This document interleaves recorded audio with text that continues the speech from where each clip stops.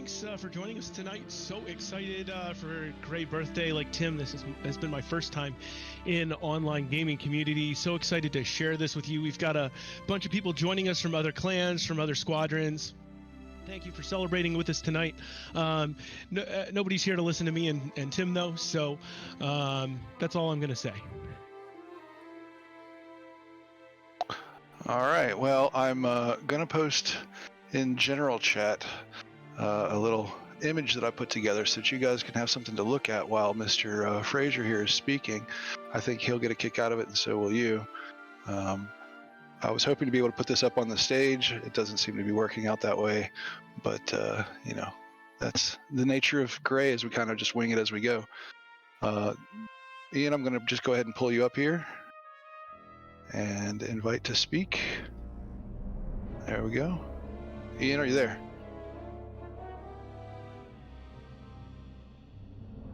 Testing, 1, 2. Hey, there you are. Awesome. For some reason, the prompt asking me to speak is still on the screen, but great, as long as it's working. Well, thanks for coming by, man. I really appreciate you taking the time to hang out with us on our birthday. We want to start off by telling you how much we appreciate this. We know this was something of a passion project for you, and we have been doggedly playing this game for a whole year now, and big part of that is what you've done to make it the game that it is. So from all of us at Gray, and honestly the community as a whole, we want to just go ahead and thank you. I've got a little gift for you. I'll get with you after this and we'll figure out how to get it to you. I had some pins made. I think I sent you the pictures. No, actually, I didn't see the pictures. That's awesome. Oh, well, I'll send you the pictures. We had some pins made for the ranks and for Gray Squadron, and I would like to present you with a set. That's sweet. Yeah, so the floor is yours. You can say whatever you like, and when you're ready to open up to questions, I don't know if you've used Stages or not, but you can, down at the bottom it says show requests, and it'll show you people who are asking. I'm going to leave it to you to just sort of pick whoever you feel like answering. All right, cool. No, actually, I haven't used Stages. I use Discord for a couple of my gaming buddies and for Dungeons and Dragons, and that's about it. So we'll learn as we go here. But right. Yeah, first of all, thank you. I really appreciate it, and happy birthday to all of you. I've enjoyed watching Gray participate in a lot of the tourney games over the last year. I've caught not all, but most of the big tournaments over the last year. So it's been fun to watch y'all out there blasting your way through space. And it's cool to see y'all here now, and they have 50 people showing up. That's pretty awesome. Yeah, we got a good group of people, and we've got people from other servers as well. Some of the leaders of the community here, they all decided to show up, and they wanted to hear, what you had to say. So let me first of all. All right. So so you said you would be down for some Q&A. Yeah, happy to. So why don't we go ahead and open this up? So if you've got a question for Mr. Frazier, by all means, put your hand up. The catch here is, let's not inundate him with questions about balances or future of this game, because we know at this point the development is done. They're not doing anything more with this particular game. Now, beyond that, I don't know. Ask your questions. So who's anybody got a question? Anybody got a hand up? You have to do the little thing where you have to request to speak. There's Scribbler. Scrib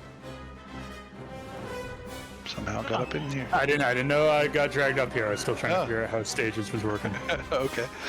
I think something that a lot of us want to know is just really, how do you guys feel looking at what Squadrons has become? Kind of like this weird, it's Star Wars, but it's also, it's kind of become, using these mechanics to make an entirely different game from what I think anyone could have possibly seen coming.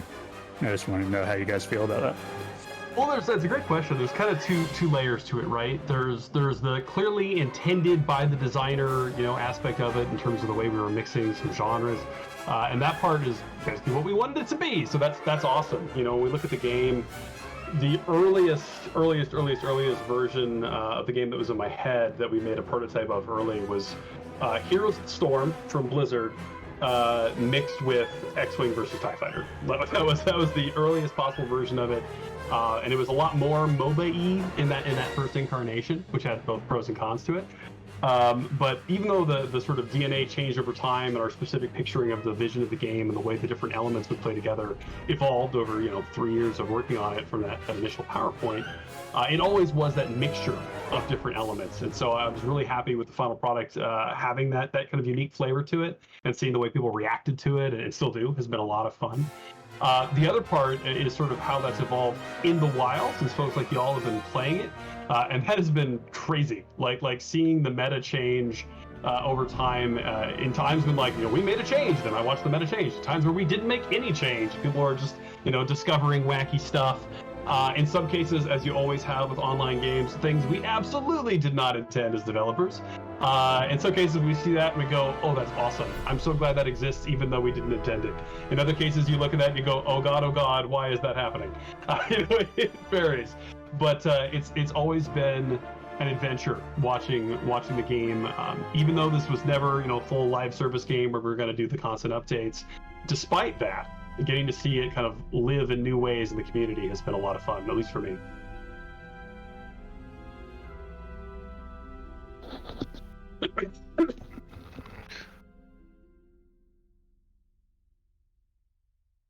All right, Gwen.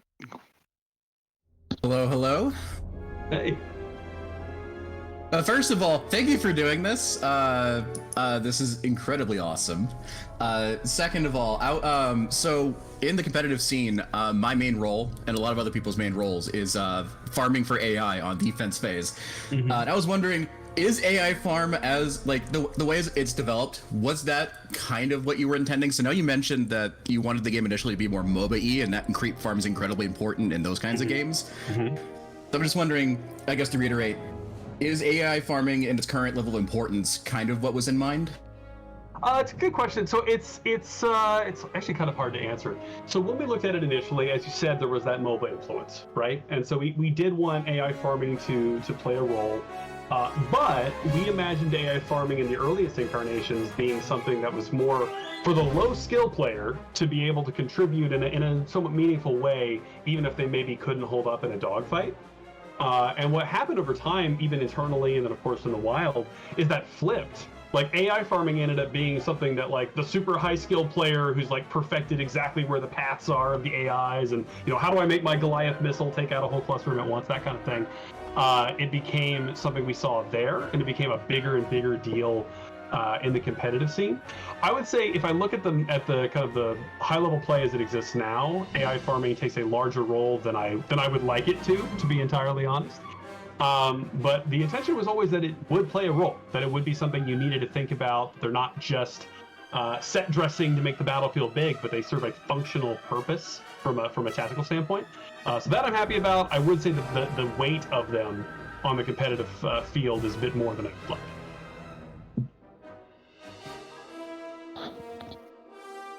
Well, since that's my job, I'm glad they weigh that much. I'm pretty happy with the way it worked out. Fair enough. Okay, who we got next? Goat Humper. Oh boy, you'll come to regret this. Again, as I'm sure everyone here is incredibly grateful for the effort you guys have put into this. This is really a dream come true for most of us. I know from my own experience, I've been waiting close to a quarter century for a game to come by to continue the fantasies that the old X-Wing games allowed me to live way back when. Yeah. This game has more than delivered on that.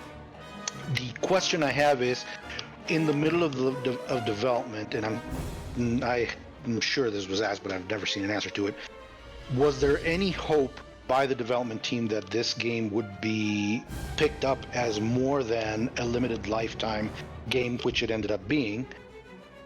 By the development team, was there any hope that it would ever become that? And are you able to describe the process through which it might have eventually found a dead end? Or so do you mean being bigger, or being more of a live service recurring sort of thing? Exactly, more like a live service sort of thing. How did that hope fizzle? And what happened that made that fizzle? If it's at all possible to. Yeah, I didn't want to look at it as fizzling. It's actually kind of more the opposite. We looked at as the baseline of the game was we're going to make this, it's going to be in a box, and that's the end. And a lot of it, there was a lot of different reasons for that. Some of it was that, as you kind of got out there, this game, if it's not super obvious, was a passion project. This is not a game that emerged from somebody with a spreadsheet going, look, this makes sense. Look how much money we're going to make with that. This falls in this fiscal quarter, blah, blah, blah. This was a handful of us who just by fate and happenstance had a little bit of time free between projects and just really wanted to do this. And it was cool enough and got enough people on board. A lot of, it's funny, people, usually think of EA, it's, the evil empire. It is a big company. It's got downsides like every other big company, but a lot of the folks running it are older gamers. So surprise, surprise, a lot of people who have fond memories of X-Wing and TIE Fighter just like I do. So getting the company on board to do this game was not as hard as you might think, because there's just so much excitement and love and passion for doing something like this. But we always knew it was going to be pretty niche. A game like this, Starfighter-based sim, I wanted to stay very much to the spiritual roots of specifically the X-Wing and TIE Fighter series, in that sense that it's not a toy that you're controlling on screen, right? You are the pilot. You're going to be in that seat. You're going to really control that X-Wing or the TIE Fighter, what have you. But I always knew that the downside of that was that the reach just wasn't as much. It's Star Wars. It's a big brand. A lot of people are going to check it out just at Star Wars.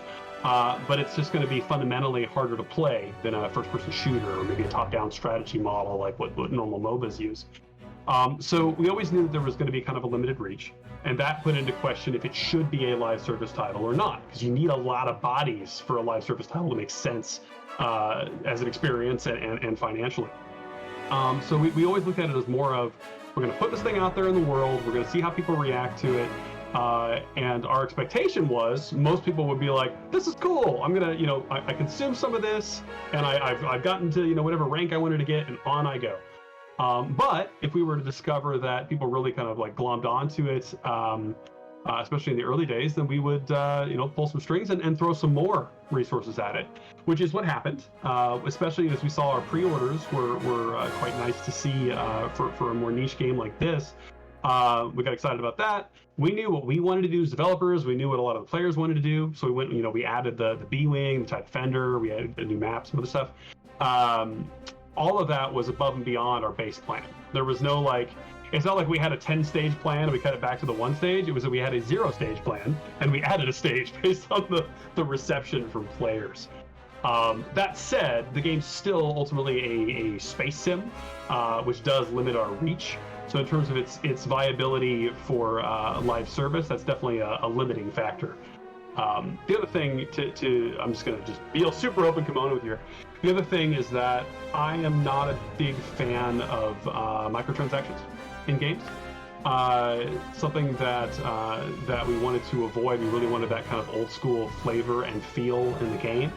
And to be a live service, for that to make any sense financially, because somebody has to actually keep the lights on and run the servers and basically pay for the existence of that service.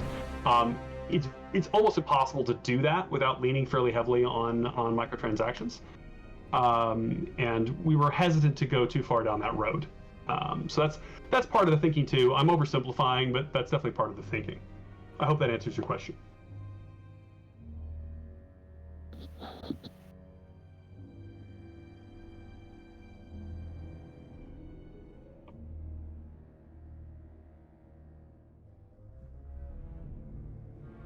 Still there, Hammer? Hello? Monka? Am I on? Yeah, there we go. Yeah. Oh, okay. Whew. Spooky. I know everybody said thank you, but I'd also like to say thank you before giving my question. You've given me an opportunity that I never thought I would have, which is casting in an esports scene. Doing stuff like Cal Cup, Twin Suns, and Op Base has been a complete pleasure, and it wouldn't have been possible without the game that you made. So that's crazy to me. But awesome. To lean into the question that I was going to ask is, did you or the development team, anticipate this game to have such a strong competitive scene that it's had, and to go on and have stuff like Cal Cup, stuff like Twin Suns with a $20,000 prize pool, stuff like Op Base with DreamHack sponsoring it? Expect it? No. Hope for it? Yes. We had a group that we had working with us on the game for the last 6 to 9 months. I have to double check my calendar. That were hardcore gamers that were interested in this kind of game that we had playing the game regularly. And they had formed into teams, and sometimes we would mix up the teams, and they were just playing competitively for long stretches on a regular basis, giving us feedback around the balance and tuning and various other things to the game. And based on what we saw with those groups, we were hoping for it to catch on competitively, but we saw a risk there, which is that, again, if we go back to that earlier comment on how we designed the game, there's MOBA DNA in there, there's hero shooter like Overwatch style DNA in there, and of course the classic X-Wing TIE Fighter DNA. There was always a risk, and we saw it in our testing, that it's just too much for a lot of players to juggle competitively, because it's not like you look at League of Legends or really any MOBA. The fundamental gameplay is quite simple. Nice top-down camera, and everything's clickable and presented, and it's all in this kind of, up is north, clean-cut fashion. Only a handful of buttons you need to use. Like, just the fundamentals of being able to play it are fairly straightforward. And where all the complexity comes from is at that strategic layer and the very human layer of the game. We have a lot of that complexity of the strategic layer, but also you have to fly a spaceship in three-dimensional space. So it's a combination of we're asking a lot in terms of cognitive load from the players, and so when we built it, we hope this gets a competitive scene, but we really don't know if it will, because it's just hard. We're asking a lot for a team to work together effectively, to think tactically, to be able to control their individual spaceship with a fair amount of moment-to-moment challenge around the controls. And that was before there was boost gasping or goose blasting, whatever the hell else, just like the core fundamentals of flying the ship. So we were very pleased to see, as the game got out there in the wild, how much it did get picked up as a competitive experience, as kind of an esport. Thrilled to see folks, go out there and casting, doing sports casting for the games. And as I said, I've watched a lot of the different tournaments and just absolutely loved it. I was always sharing them with members of our team, and even our marketing teams. They also get excited about it. I would not have imagined that we were going to have, $20,000 prize pools. Might have hoped for it, but didn't. I'm enough of a pessimist. I was like, nah, it's not going to happen. But was pleasantly surprised to see that become a reality.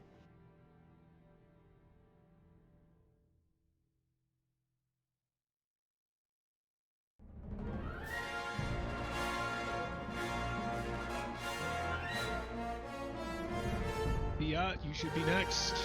There you are. Hi, can you hear me? Yep, we got you. Okay, great.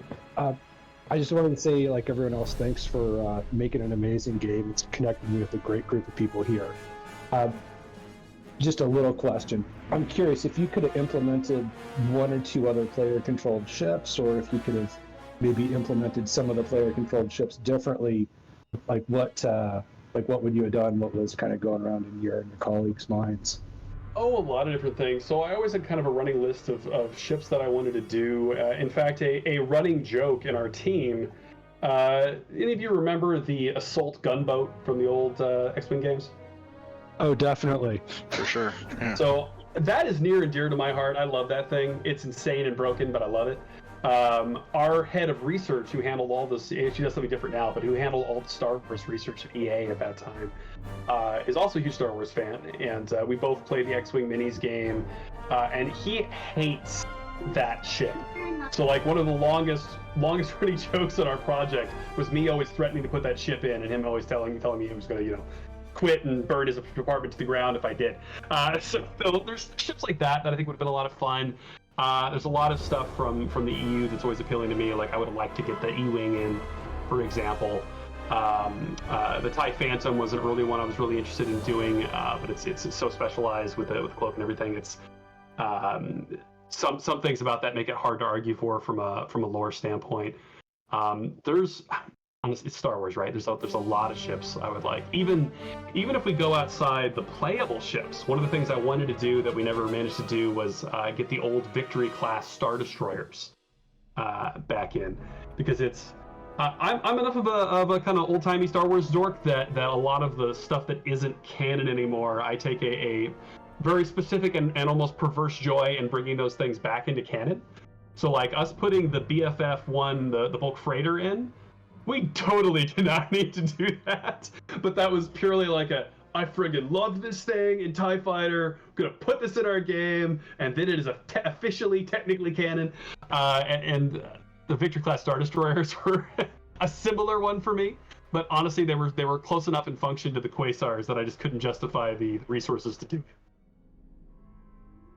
There's your random aside for you, but yeah, short answer is there's a lot of different ships, both playable ships and non-playable ships that I would have loved to get in, but it's game development, right? There's always limited resources, and you're constantly triaging what makes the cut.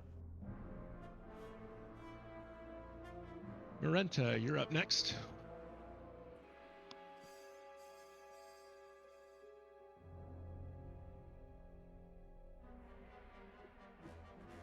Marenta? Bueller? All right, I'm going to pull Julius up.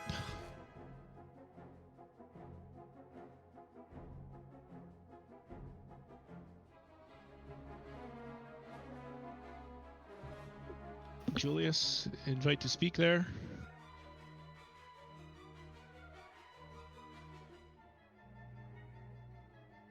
All right, Arios, ask your question, and then we'll come back to those. Hey, Ian. So I got a pretty personal question. So what were your guys like? What was your ideas behind the Plasburst weapon? And in addition to that, like what was your decision-making process behind the nerf on Plasburst? So the weapon itself, like a lot of things in the game or in games in general, it evolved a lot from its initial inspiration. If I remember correctly, that gun, when we first put it in, was actually effectively a space shotgun. It was something that was, and I don't just mean that from a conceptual standpoint, but I mean even in the fiction. Like in Star Wars, I don't think we've ever seen them on ships, but on the ground, there's these, I believe they were called scatter guns, that are effectively a space shotgun. And we had imagined that as being what it was. So it was a weapon that was super high risk, high reward. You had to really get in close, and you had to be able to maintain your target. But if you could do stupid amounts of damage. I believe that was the initial incarnation of that.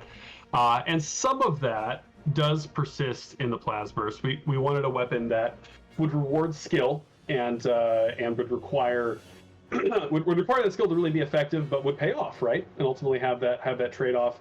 And then the change we made to it later to expose you to more damage while you were using it was in part coming from telemetry, right? We're always looking at what people are using and making sure, like, hey, everyone at a certain skill tier, 80% of them are using this weapon. Okay, well, that's a problem. It's a very flat game if you don't really have any choices to make. So part of it comes from that. If I remember correctly, bear in mind it's been over a year now, but if I remember correctly at that time, we saw the usage of that was high enough that it was kind of worrying.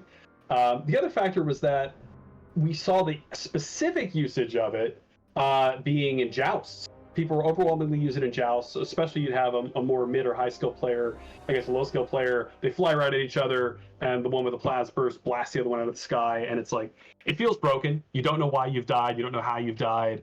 It doesn't feel like you could have done anything differently, and you could have, but there's no way you could have known that in advance. Whereas what we wanted it to be was that risk-reward trade-off thing where you'd be pursuing someone and not really using it as a jousting tool, but using it when you're tailing someone.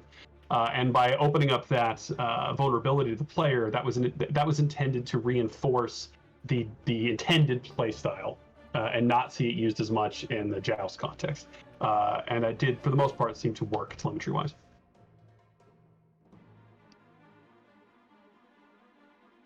Thanks for answering that. No problem. Yeah, bear in mind, it's been a while, and B, I did not personally do the tuning on most of the weapon changes, so you're getting my best recollection. That'll work. All right, let's get Julius and then Trev. It's a pity I can't put my camera on here. I got my helmets and my X-Wing boxes on tap. Anyway, hello. Hey, I'm glad you guys can hear me. Let's see. So you drew in a lot of different types of players, between strategy tactics players, shooters, even some folks who came to it from like driving, like with the drifting and like vehicle control. Let's say there was a Squadrons 2. And you said, like you said earlier, you started at 0 stage and sort of went to 1 as you added like the map and the extra ships. What's something you would like to see if they told you out the gate, we're starting you on stage 2, what would you like to see for a sequel from a creative decision? Oh, that's a good question. So you mean, when you say stage 2, do you mean just like going above and beyond, or do you mean specifically in the world of live service? Oh shoot. Sorry, Julius. Hold on. Bring you back up, Julius. Sorry about that.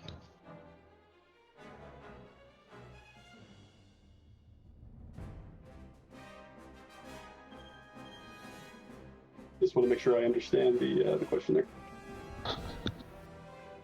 Hey, Julius, can you there you go. Sorry. Hey, yes. Sure. What I meant was how you had limited resources and limited attention and weren't sure about pre-sales, and it was sort of a reference to what you had said earlier about how you're going from like no resources to like, okay, now we have a little bit more we can give because we have the pre-order attention. And if they were just like, all right, we're going to start you one step past that and we get you the sequel, like creatively, what would you like to see? Oh, what can I say? In general, I think it's fun to explore other time periods. I'm a big fan of the original trilogy, so that's very much where I wanted to start, or immediately adjacent, I guess I should say, to the original trilogy. I think there's a lot of awesome stuff to explore in the time periods. There was a time when I was even considering for this game going into the sequel era. Didn't work out for various reasons. In retrospect, I think that's probably for the best, but there is some exciting stuff to do both before and after the OT. So some of it's that. Some of it is always looking for ways to open this experience up to more people. Because a big challenge, as I alluded to earlier, a big challenge we always had is just it's hard to play, and like in terms of flying the ship and also having all these tactical considerations. So how would you open that up to more people? Whether that's in individual modes that are maybe more accessible. Or what you can do mechanically that are going to make it more accessible, but in a way that isn't going to lose the gritty, crunchy fun of the game that we have now. Because that was, even with this game, was always one of the big challenges. Was there's plenty of things we could have done and had the opportunity to do to make the game more accessible and playable by more people, which by default is a good thing, since you're a game company that needs to sell copies of games. So by default, that's good. But we didn't want to lose the spirit and the flavor of the classic X-Wing TIE Fighter, so there's a lot of things we chose not to do for that reason. And I think if we were to do another, I would probably have that same rule, but with more time, energy, and budget and so on. I think there are ways to expand the game experience to more people. It's interesting, we talked about early on in the game and didn't do, that I think might be fun to pursue if we were to do a sequel, would be more co-op stuff in the context of the specific game. Like, you're on the turret while I'm flying the ship, that kind of thing, with larger ships, not something you're generally going to do with the little snub fighters. Beyond that, I think something in the space of a meta game beyond the moment-to-moment battles could be quite interesting. Stuff I think would be interesting to pursue with a bigger version of Squadrons. All right, Trev, you're up. Hello, Mr. TiberMoon. So Julie sort of stole some of my thunder. So I'm gonna have to think on the fly of how to modify my question. But Star Wars Squadrons exceeded all expectations as far as sales go. And the competitive scene has been, the grassroots competitive scene has been great. So, going forward, do you think a sequel is commercially viable? And should we maybe perhaps expect one? So, fair question, but anytime we get into what's actually coming in the future, it gets into the space of things I'm not allowed to talk about, I'm afraid. And that's fair. The question is always, do we have to wait 20 years? Or... It's come on, guys. I had to wait 20 years, so at this point, come on. Right. Yeah, it is funny as we're starting the project. Just so many, like, the handful of us that were there, the original crew, had literally been waiting 20 years. Really wanted this, and we're not the first team. Pardon me. We're not the first team to do it. There's been, I'm not sure how much y'all follow on the game industry, but there's been a half a dozen different attempts by different studios and companies over the last 20 years to do a spiritual successor to what made X-Wing and TIE Fighter. And they've all failed for one reason or another. The funding got pulled, deal didn't work out, the prototype wasn't all that fun, and it went by the wayside. Wide variety of reasons. It has never worked. So we constantly had this feeling developing the game of, if you've seen The Princess Bride, Wesley, work hard, I'll most likely kill you in the morning. Every day on this project for roughly the first 2 years felt like that. Of like, yes, this is almost certainly not going to work because it never does, but we're going to keep trying, by God. And I was obviously pleased that it eventually worked. But will there be another one next year, 2 years from now, 10 years from now? I'm afraid I can't say.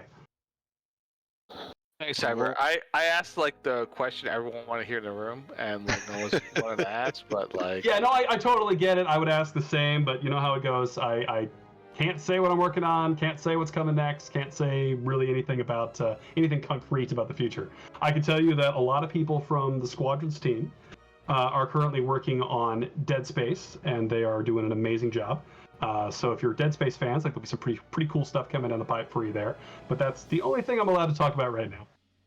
Appreciate it. Thank you. And that's fair. It's a funny thing that we got this game, and I don't know, maybe this is a lack of my gaming experience, but it seems like for a game to more or less have hit the end of life or the end of planned life within a year, it's very sudden and very shocking, and we're all just aching for that next installment already. And it's just it's a fair question, and we understand, but we're all going to be waiting with bated breath for the next announcement from whether it's Motive or EA or whoever else. If it's got an X-Wing in it, we're going to be looking for it. Totally get it, and I appreciate that. All right, next up should be Marenta. She found her invite to speak, I believe. So you're up if you can get in here. There we go. I should warn you, my wife is calling me for dinner, so I am running out of time, but I will happily take the question.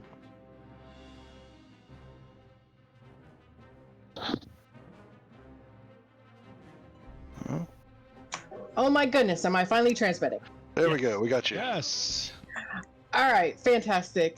Thank you for making the game. It's wonderful. I was more of a Jedi Knight, Dark Forces fan than I was an X-Wing TIE Fighter fan. So forgive me. But I know that there are other games that have API hooks for player data in the Frostbite engine, or that use the Frostbite engine. Was it always a decision to not include that API hook to pull player data from the game, or was it just something that maybe the structure of the game or how the game was written precluded you guys from actually including that hook? With regard to external hooks, there were two kinds of hooks that we wanted to do. One is basically what you're getting at, which is opening up that API for players to like build their own stat website, that kind of thing. And the short answer of that is we wanted to do it, but it fell through. When you make a video game that is made by a studio that is owned by a large company, that is in partnership with another large company, that is owned itself by even a bigger company, as you'd imagine, there are a lot of really complicated legal challenges around anything, but especially anything that involves player data, because all the laws and rules around privacy make that stuff super finicky. And so ultimately, it just wasn't something we could arrange between EA and Lucasfilm, Disney, and all the various powers that be. It was a very complicated thing. Not so much from a technical standpoint, but from just all the legal and rights and blah, blah, blah, blah, blah. Sadly, did not pan out. We did want to do it, just didn't work out. And the other thing we had hoped to do, we never had time in the budget for, which was opening up hooks for simulators, physical simulators, that have the seat that spins you around, all that kind of crazy stuff. The problem with that was that, well, one, those things are so incredibly rare that almost no one owns them. So for me to justify we need to spend X dollars to support this thing is a really hard sell when there's very, very, very, very few people that own them. Even trying to sell HOTUS support was, a hard sell, but I did it anyway. But with the motion seats, we had one guy in the team who bought one. And because obviously you have to have one in order to actually like test functionality. So in his spare time, like on his weekends, he was working away on the support to be able to get those to work. But they kept delaying the shipment of him getting that, getting his actual, I forget what the brand was, but his motion seat. And so he didn't end up getting it until really, really, really late, which delayed all of him working on it, and we basically ran out of time. So that one was always sad for me, because even though it's only a very small number of people who would use that, it just would be darn cool. That one just straight ran out of time. Well, let me say, just poking through the general chat right now, there's a whole lot of people want to thank you for fighting for HOTUS, because that's a real thing for a lot of us. That's an immersion thing that I don't think we could live without at this point. So it's huge. I'm really glad folks appreciate it, including HOTUS, which is something that was lower priority for me, but we got a lot of notes from the community of people that wanted to use HOTUS, the 2-stick. So I was glad we were able to get that in there. And we, this is, folks always wonder how much, we listen to the community or how much it matters. And it does matter. As a specific example, I always wanted to get full stick support on the consoles as well, not just on PC.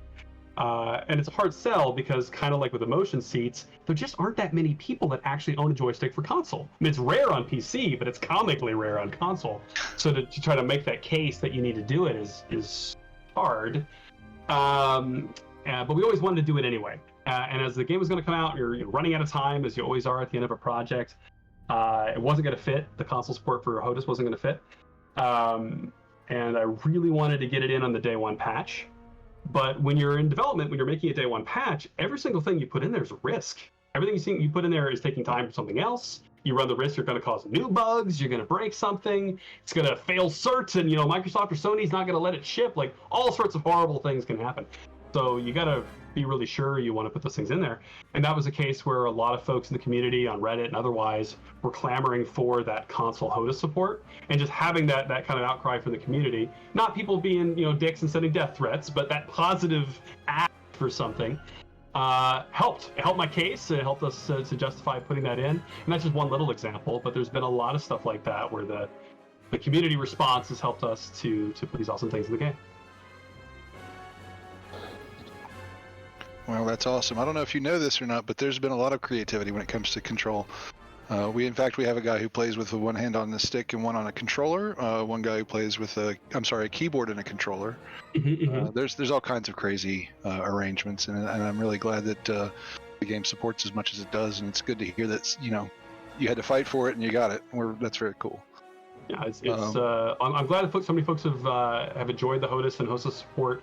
And we actually did have to do a little bit extra work to get the various kind of weirder combinations of controls to work. So I'm glad to hear there are people that are actually using them. They are. Because they were a massive pain in the butt, and we were building during COVID. So we only had so many. Suddenly you couldn't get joysticks anymore, as I'm sure many of you know.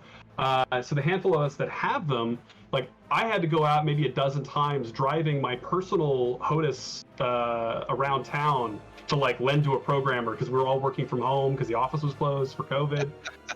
So yeah, I'm in my car with a bunch of rudder pedals and joysticks in the back, driving around Montreal, delivering to different folks and vice versa. It was something else. That's great.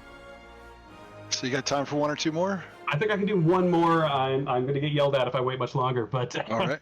But I will tell you what, I'll answer one now, and after dinner later this evening, I see there's some questions in the Discord itself. I'll try to hop on and just reply some text answers. That'd be awesome. Stuff that I missed. Yeah, that'd be great. All right, Sika was next in line. Here comes your invite, Sika. Oh, sweet.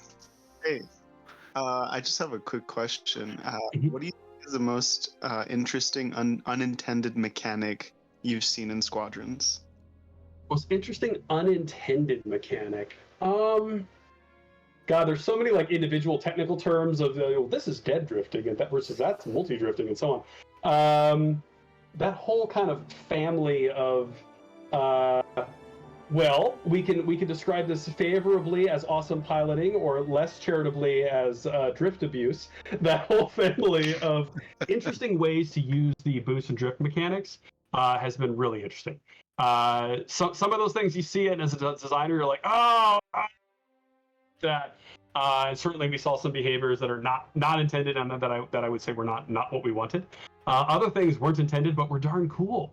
I love, especially some of the tournaments, being able to watch people, like within the team. I was a relatively skilled player near the time that we shipped, but obviously I got nothing on folks like y'all that are out playing, hours and hours and hours and hours in the community. So seeing some of the best from Gray and other squadrons playing in the tournaments, I saw just maneuverability that was insane. That was even our super amazing players in QA, amazing relative to the dev team, got nothing on what folks in the wild have been able to do with it. So I think not any one specific thing, but the general wild and crazy use of boost and drift has been most surprising and interesting. If you don't mind, a quick follow-up question. Would you maybe include some of these mechanics like intentionally? Because I think there are some unintended mechanics that have kind of increased the skill ceiling, almost like Super Mario or Super Smash Bros. Or something, where they had like the wave dashing or whatever. Yeah, I think so. Short answer is things like around the behavior of boost and drift. A lot of that I would keep, modify, or expand, because I like the spirit of a lot of that. Obviously some things are not intended, but in general I think I would try to keep a lot of that.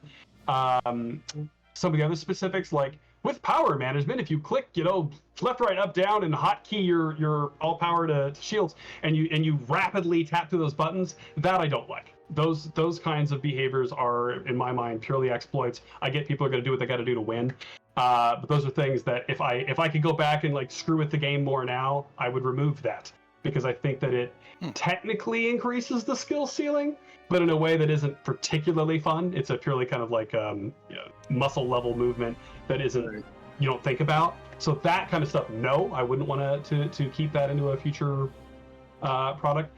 But the more advanced uses of drift, the way people are able to like crazy do, flying backwards, turning around, spinning while going around something, that stuff's awesome. I like that. Yeah, I think that I see some notes in the chat. The shield skipping, I believe is, I need to look at it again, but I believe shield skipping is the term for what I was getting at. Yeah. Okay. Thank you for answering my question. Fundamental multi-drift I'm all about, but not the broken variety. Anyway, I do have to go. Thank you very much, folks. Once again, happy birthday for Gray Squadron. It has been a pleasure to watch many of you play over time. I think I've actually played against and probably been destroyed by some of the names I see on this list. It's great to talk to you all. Thank you very much for your support of the game over the last year, for playing, for loving it.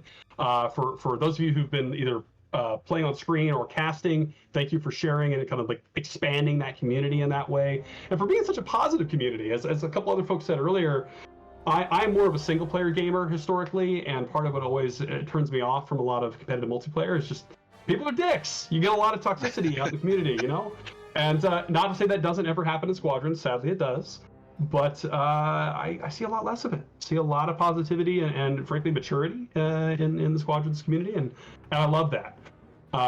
So thank you all, and again, I will hop on later and try to respond to some stuff on text, but I do need to go eat. Awesome. Hey, well, listen, Ian, it's been a real pleasure, man. I really appreciate you coming by. We will keep our questions, we will ping you and keep those in general so that you can see them, and whenever you can get around to it, and of course you're always welcome to come fly with us.